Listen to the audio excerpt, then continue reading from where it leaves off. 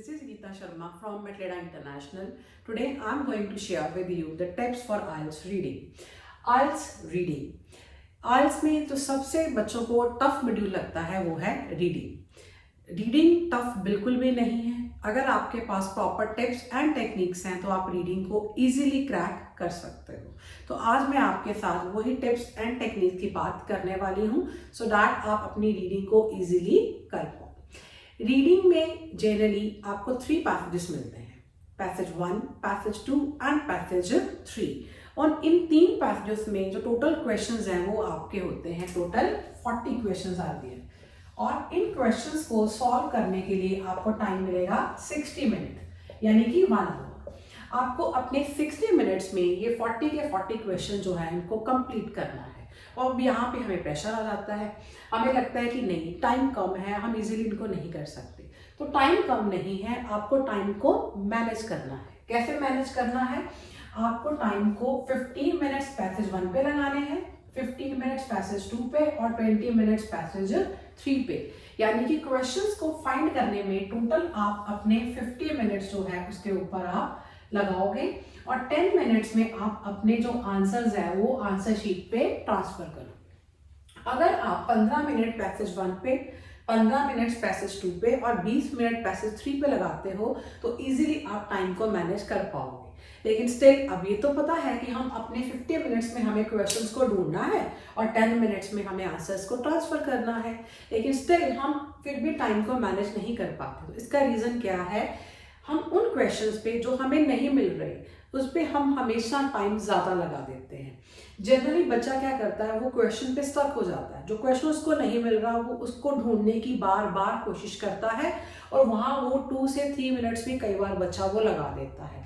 जब हम unnecessary time एक क्वेश्चन पे लगा रहे हैं तो ऑटोमेटिक हम बाकी क्वेश्चंस पे टाइम मैनेज नहीं कर पाते।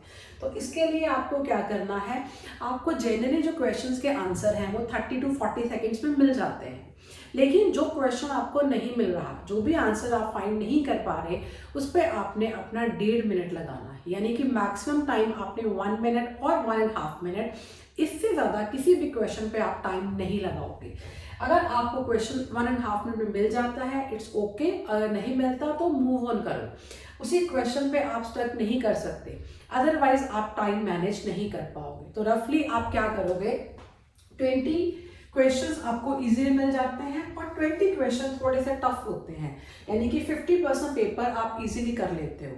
तो जो क्वेश्चन मिल रहे हैं उन पे 30 to 40 सेकेंड में आपने ढूंढ लिया। अब जो नहीं मिला उस पर टाइम कितना लगाओगे, 1 minute and 1.5 minute, not more than. मिल गया इट्स फाइन, अगर नहीं मिल रहा, नहीं समझ आ रहा, उसको आप गेस करो। It is called educative guess. आप उसको गेस करो, आंसर को लगाओ और आगे मूव कर जाओ।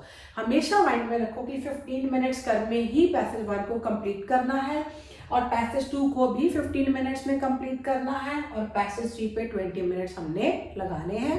टोटल 50 मिनट्स में मेरे को अपने आंसर ढूंढने हैं और लास्ट 10 मिनट्स में I will transfer my answer on my answer sheet. तो इजीली आप टाइम को मैनेज कर पाओगे। इसके साथ साथ आपके पास 2 बहुत ही पावरफुल टेक्निक हैं जो आपको टाइम मैनेज करने में आपकी हेल्प करेंगी। वो टेक्निक्स हैं आपकी, सबसे पहले scanning and skimming. Scanning and skimming. तो स्कैनिंग का क्या मतलब है? सबसे पहले जब भी आपको रीडिंग का पैसेज आता है आप क्या करो, रीड द इंस्ट्रक्शंस केयरफुली। सबसे पहला काम क्या करना है, क्वेश्चंस की इंस्ट्रक्शंस पढ़नी है। अब इंस्ट्रक्शंस पढ़ने के बाद रीड हेडिंग, सब heading and move to the questions. आप डायरेक्टली क्वेश्चंस पे मूव कर सकते हो। आपने हेडिंग पढ़ा, उसके बाद आपने सब हेडिंग पढ़ा और आप डायरेक्टली क्वेश्चंस पे मूव कर गए। जब आप क्वेश्चंस पे मूव कर जाते हो, क्वेश्चन पे मूव करने के बाद आपने उन क्वेश्चंस के कीवर्ड्स फ्रेम करने हैं, यानी mark the keywords in the questions. जब आप क्वेश्चंस में कीवर्ड फ्रेम करोगे तो उन कीवर्ड्स को अब आपने पैसेज में स्कैन करना है। This technique is called scanning. इसको हम क्या बोलते हैं, स्कैनिंग। इससे क्या होगा कि जब आप क्वेश्चंस को मार्क करोगे, कीवर्ड्स को, और पैसेज में स्कैन करोगे तो आप इजीली क्वेश्चन की जो लोकेशन है उसको फाइंड कर लोगे। और आपका जो टाइम मैनेजमेंट है वो आपका इजीली होना स्टार्ट हो जाएगा। क्यों? क्योंकि आपने क्वेश्चंस का कीवर्ड स्कैन किया, डायरेक्टली पैसेज में उनको स्कैन किया और आप उस जगह पे पहुंच गए जहां पे आपको आंसर मिल सकता है। ये जो आपने स्कैनिंग करके एक लोकेशन ढूंढी है, अब उस लोकेशन को यानी कि उस लाइन को और उससे एक लाइन पहले और एक लाइन बाद में मैक्सिमम 3 लाइन्स आपको ध्यान से पढ़नी है कि what the author is talking in that lines, कि वो इसमें वो क्या बात कर रहा है। अब वहां से आप इंफॉर्मेशन को उठा के अपने क्वेश्चन के साथ में मैच कर सकते हो और you can easily get the answer. Second is the skimming. Skimming के लिए what you can do, you can read a heading, सब heading and text very quickly to understand the meaning कि what is the passage about. ये जो passage है वो किस चीज के बारे में है।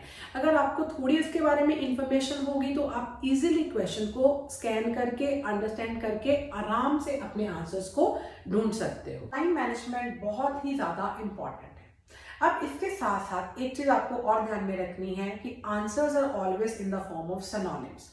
कभी भी सेम वर्ड से आपने आंसर्स को नहीं लगाना। जनरली बच्चे क्या करते हैं, वो कीवर्ड्स को ढूंढते हैं और उन्हीं कीवर्ड्स के बेसिस के ऊपर अपना आंसर जो वो लगा देते हैं, लेकिन ये गलती आपने नहीं करनी। आपको जहां लोकेशन मिली है उसको ध्यान से पढ़ना है, उसका मीनिंग अंडरस्टैंड करना है और तब आपने क्वेश्चन के साथ मैच करना है कि अगर वो क्वेश्चन के साथ इंफॉर्मेशन मैच कर रही है तभी आप अपना आंसर उसके बेसिस के ऊपर लगाओगे। Number 4, you are not supposed to assume anything in your aisles reading. Reading में बच्चे अज्यूम भी बहुत करते हैं कि अगर ऐसा दिया है तो ऐसा हो सकता है, ऐसा है तो ये हो सकता है। No, you are not supposed to assume. आपको आंसर जो भी पैसेज में इंफॉर्मेशन गिवन है उसके बेसिस के ऊपर ही लगाना है। आप अपनी इंफॉर्मेशन को या असम्पशंस को रीडिंग में अप्लाई नहीं कर सकते।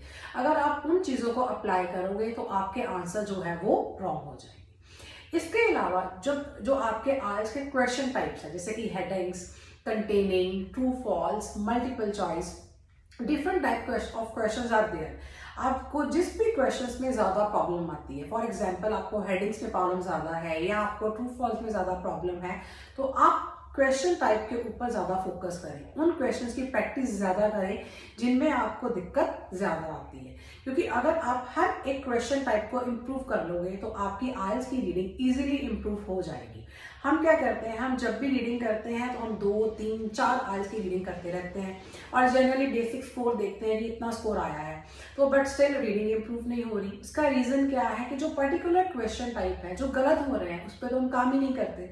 तो हमें क्या करना है, हमें ये भी देखना है कि मेरे टोटल क्वेश्चन कितने सही होते हैं और मेरे कौन से क्वेश्चन टाइप में मेरे को प्रॉब्लम ज्यादा आती है।